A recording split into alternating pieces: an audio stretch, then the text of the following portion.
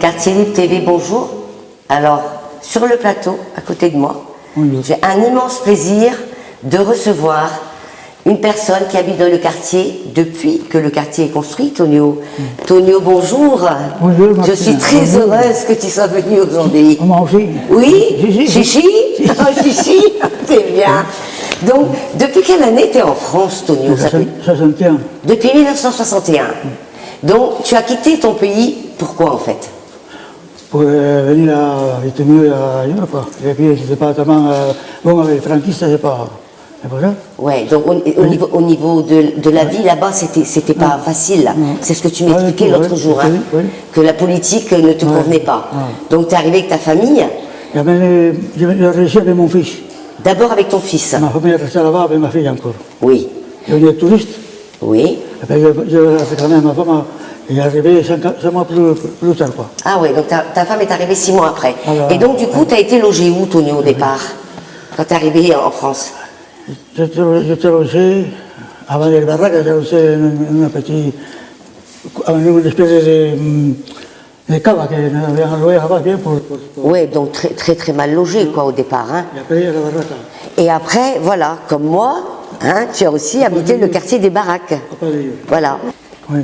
Donc, tu étais très mal logé quand tu es arrivé d'Espagne. Oui, je n'ai pas bien logé, non, parce que moi, j'étais tout seul avec mon fils.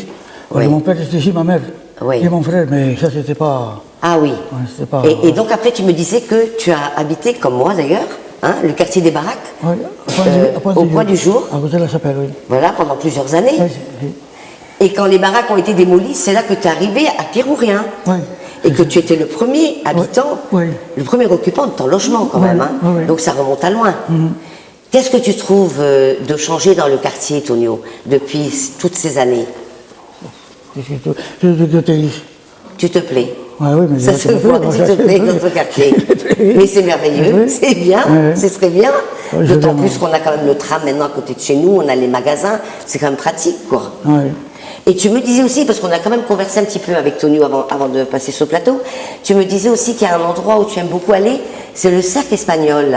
Oui. Tu peux me parler un peu de ce centre espagnol là? Le centre espagnol, j'ai été avant de venir à France, quoi. Quand j'arrive ici, mon frère me dit bien le centre espagnol, je lui ai dit non, parce que je ne connaissais pas bien la.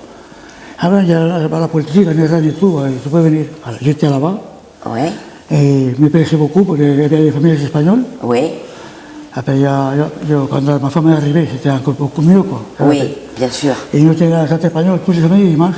Voilà. C'est tapas et tout ça. Quoi. Voilà, donc ça t'a permis de reparler avec des gens, des Espagnols, de reparler avec eux, de faire la cuisine, de manger ensemble dans une certaine convivialité et de vous retrouver entre vous, ce qui est important aussi. C'est pour ça que je ne parle pas bien le français. Et c'est pour ça qu'on a constaté que Tonio ne parle pas très bien à la maison, le français. Je parle espagnol.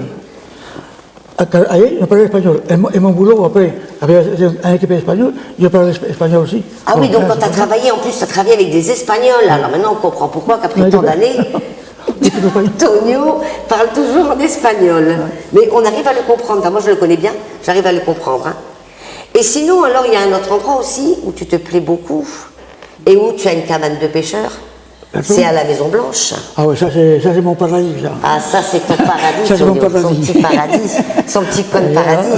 Et d'ailleurs, avant de te laisser partir, je vais te demander si tu serais d'accord qu'on aille te filmer quand les beaux jours vont venir dans ta cabane.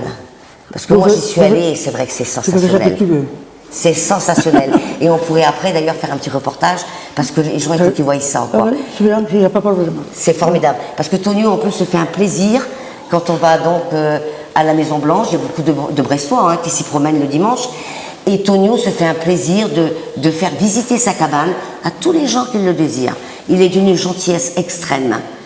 Et pour ça donc, je vais te dire merci déjà d'être venu sur le plateau et je vais t'applaudir, Tonio.